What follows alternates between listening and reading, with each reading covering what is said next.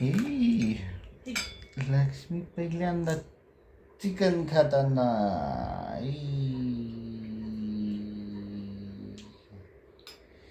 कसं आहे ग, कसं आहे ग? हा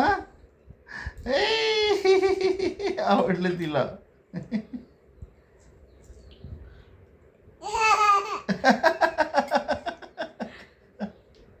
ही कसं आहे लक्ष्मी, कसं आहे, आवडलं तुला?